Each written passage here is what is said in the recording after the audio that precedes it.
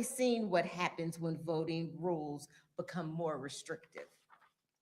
Last year, Governor DeWine signed legislation ending Ohio's grace period for mailed absentee ballots. Under the previous law, ballots postmarked by election day could still be counted if they arrive within 4 days.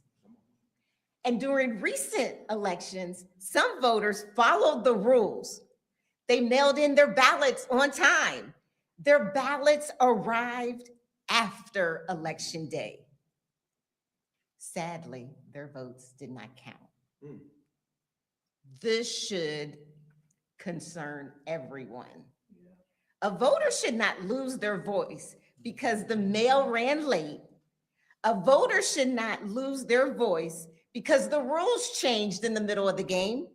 A voter should not lose their voice because they live in a community where systems do not move as quickly or as reliably as they should.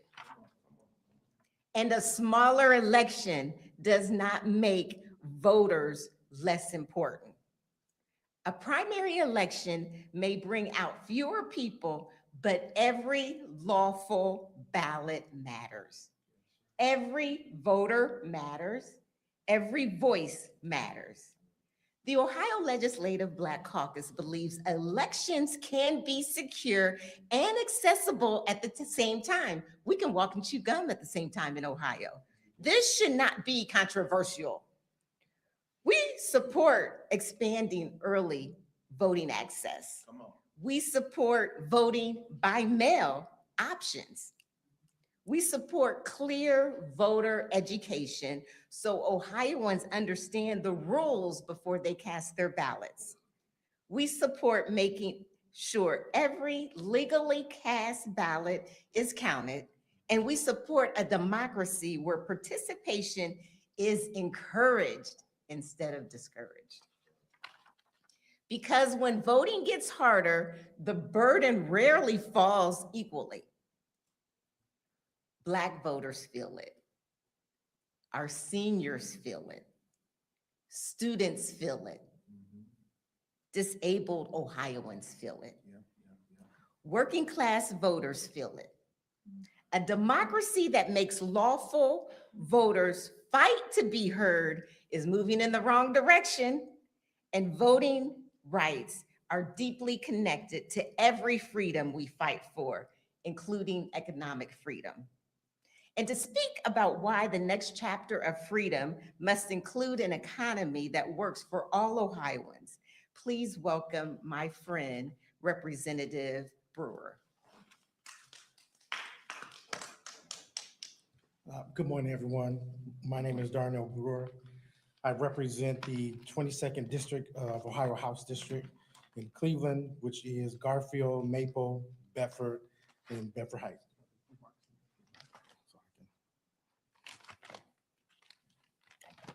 There you go. All right. Just want to make sure I had the remarks. Thank you, Representative Lawson Rowe. I want to begin with the history again, as you heard, about the heart of Juneteenth. Juneteenth is about slavery, and slavery was not only a moral evil, it was a systematic, it was an economic system. It was built on stolen labor, stolen wages, stolen bodies, and stolen futures. It created wealth by denying freedoms of others. That was the heart of the Civil War, where the nation that claimed liberty could continue building its economy on bondage. So when freedom finally reached Galveston, Texas, on June 1865, it carried a question this country still answers today. What does freedom mean if people are still locked out of opportunity? What does freedom mean if a family works full-time and still cannot afford rent? What does freedom mean if a mother cannot access quality health care? What does freedom mean if a child is shaped more by their zip code than their potential and their opportunity? What does freedom mean if returning citizens come home from prison and every work door, housing, and dignity is closed? That's why the next chapter of freedom must include economic freedom. Because freedom has to reach the kitchen table. It has to reach the paycheck. It has to reach the classroom, the hospital room, the neighborhood, and every Ohioan trying to build a life with dignity here in Ohio.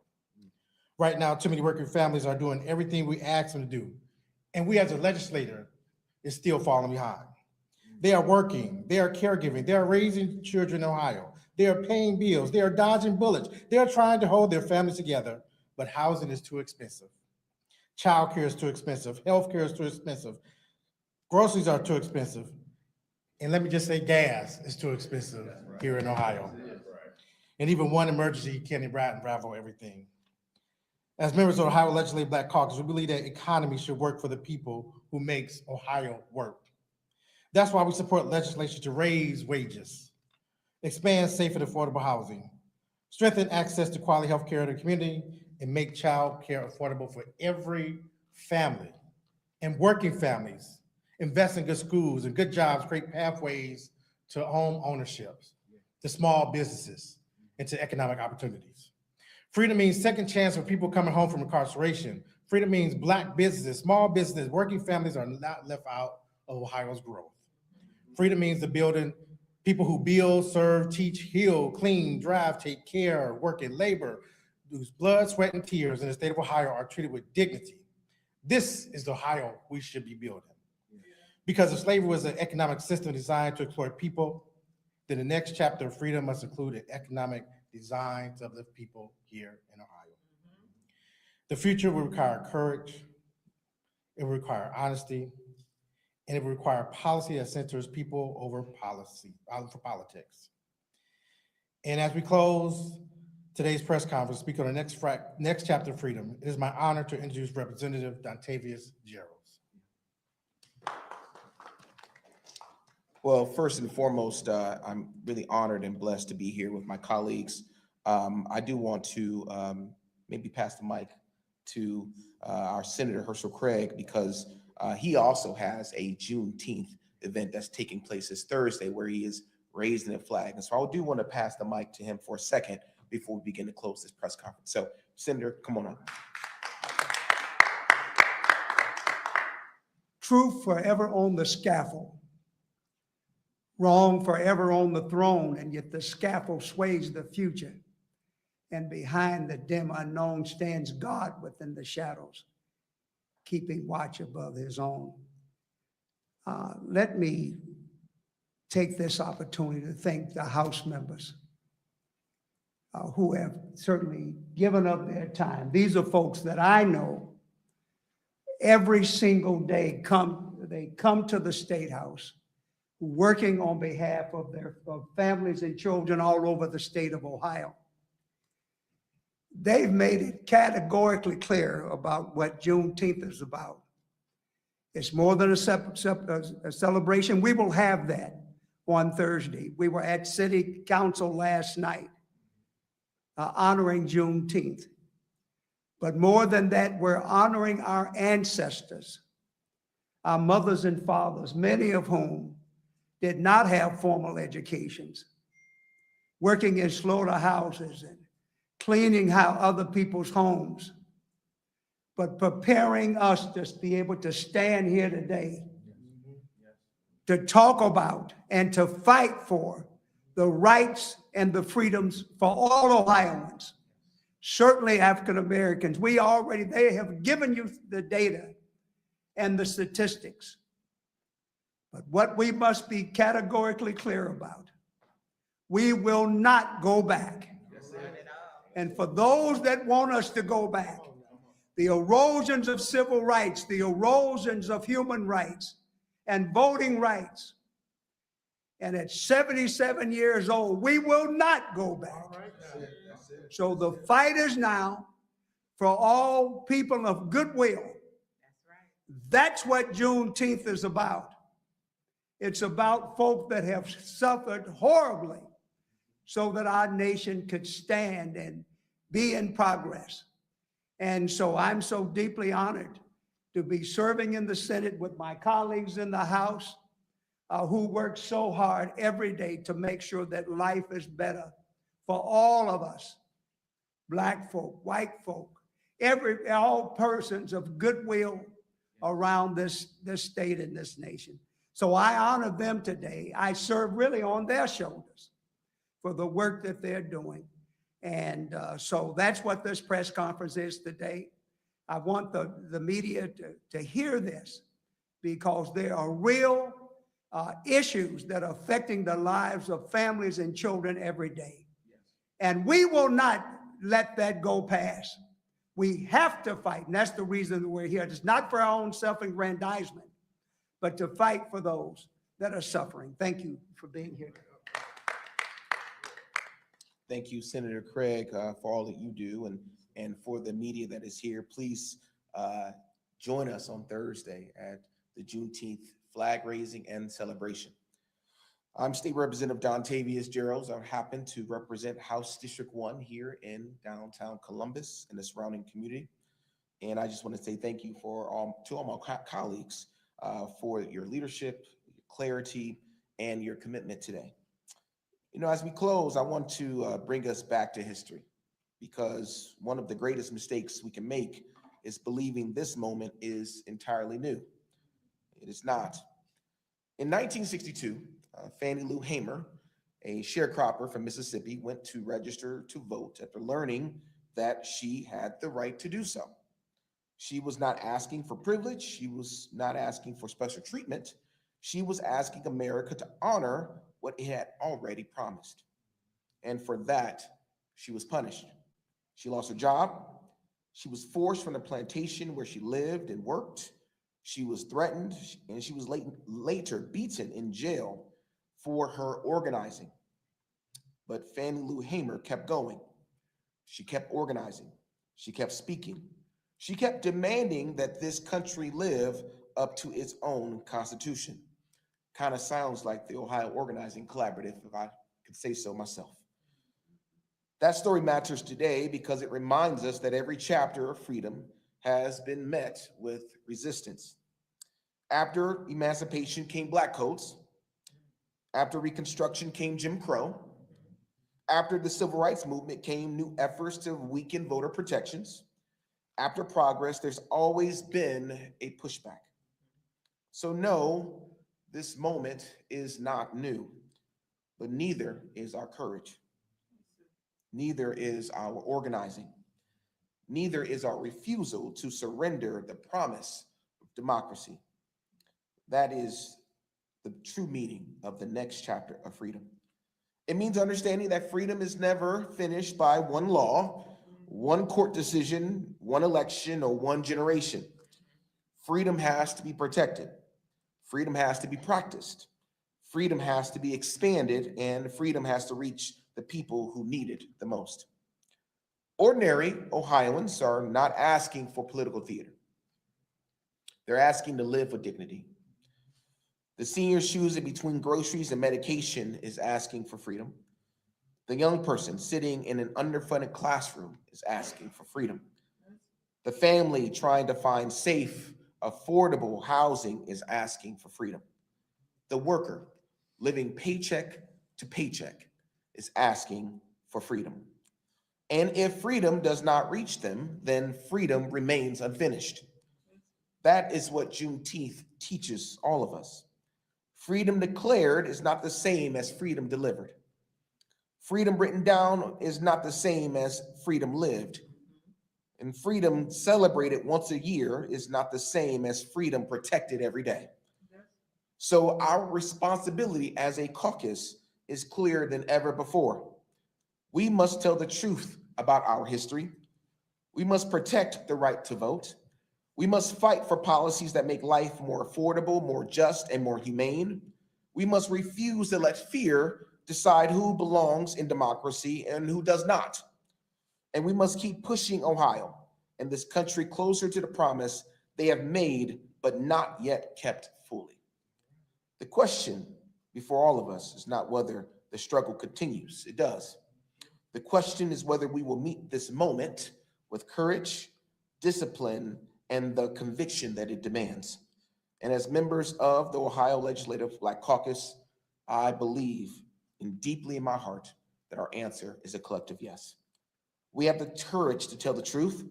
We have the conviction to protect democracy, and we have the responsibility to keep fighting until freedom reaches every family, every community, and every corner of this great state. Thank you for coming to our Juneteenth press conference, and we're now open up to questions from the media. Thank you.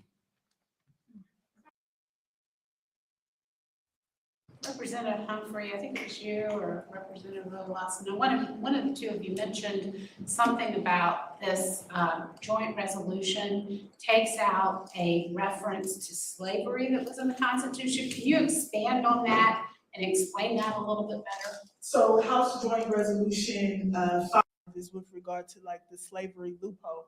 And I believe, is that your bill? That's Representative Dontavius Gerald's bill. So if you'd like to talk on it. Yeah. Yeah, so we had the privilege of introducing both GAs now, House Joint Resolution 5, which will remove slavery from the Ohio Constitution. And as you all may look, as the press, feel free to look this up. It was myself and Representative Plummer who were pushing it, and now it's myself and Representative Sims. But it is a bipartisan resolution nonetheless. And we have yet to have one hearing.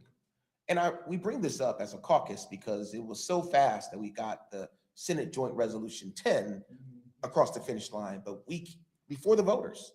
And if you remember correctly on the floor, our majority caucus said multiple times, it was about letting the voters decide what was best to allow or not allow these particular voting laws in our Constitution. My question to the majority caucus and anyone watching is, why can't we do the same when it comes to slavery? And so we too want to see this particular resolution in front of voters so that they can have their voices heard to share what their opinion is about the state of our Constitution. Regarding Central State University, do you, I guess whoever feels most, you can answer this question, but do you think that the funds appropriated in the capital budget bill for the university will be sufficient to help it moving forward, or do you anticipate there will need to be additional state support? Thank you for that question. I had an opportunity to look at all the appropriations to many of the schools. As you know, I mean, it's public information with the challenges at Central State. Yes. But let me say this first. Central State has educated countless doctors, lawyers, Yes, folks who have contributed enormously. That's not to me where there are concerns physically and regarding, they have to meet those. And I think the management team that is put in place certainly will assist in that effort. I think with more secure and leadership at Central State, but certainly that is an institution that needs to continue to thrive, needs to continue to be there. When we talk about responsibility, it goes all over, clearly, we are concerned about that. But we also know that this is an institution that has educated countless folks that have contributed greatly. So I think we need to continue to support it in a significant way. We need to certainly make certain that there's accountability and transparency across the board. So the direct answer to your question, all of our universities, and they're certainly not the only ones that have struggled with some of those issues around the state of Ohio, but since that issue was raised regarding Central State, it is clear that management, the transparency, the accountability is important. And if I could just add to thank you, Senator. We had a chance to speak with some of the administration at Central State, the leadership at Central State. We've been working ultimately also with the governor's office around this issue, talking with their team. And I would believe it's the first step. I think it is a first step of many that this General Assembly would have to take in order to make sure that we are keeping Central State solvent financially. And so, as you know, the House and the Senate passes the capital budget unanimously. And the truth is, these dollars are going to make a real improvement and dent in the realities that are happening on campuses like Central State, but as the senator said, campuses all across the state of Ohio. But we cannot let that be the only solution. We have to really think macro level around what is our policy, financial strategy, and ultimately, how do we continually invest in one of the best HBCUs of this nation that is right here in the state of Ohio. Okay, so I guess just to follow up on this, oh, unless you had. No, I'll take a follow-up. So the bill also requires the university to kind of give up its oversight authority to the Department of Administrative Services. And I was wondering what you make of that provision, if you see it as an appropriate measure of accountability, or not, why, and when. I think, thank you for the question. I'm gonna preface with this because I think it's important, and hopefully I don't get any pushback from this, but I think it's important to say, I think from all of us and the administration, the DeWine administration, I think it is okay to say that I think there is a commitment to Central State University for its continuance and for it to continue to serve Ohioans, people all across the nation. And so there is some dedication there to ensure that the university continues to thrive.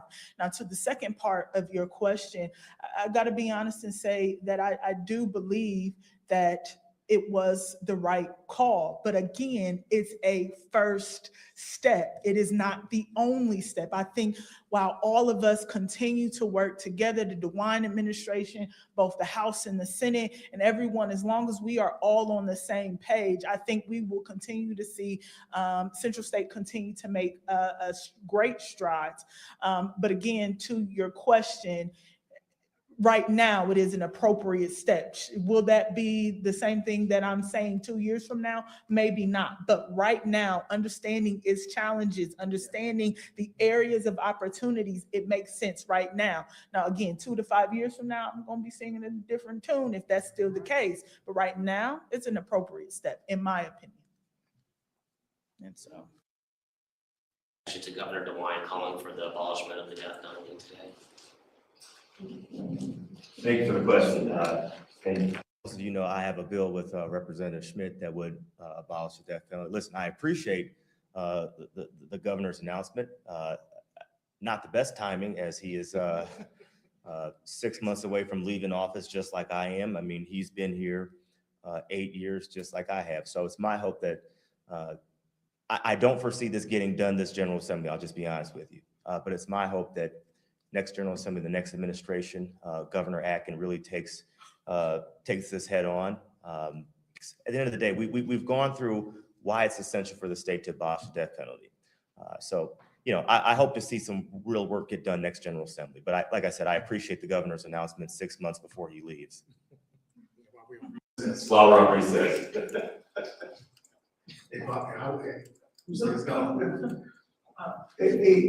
Let me also say this. I know that in the Senate as well,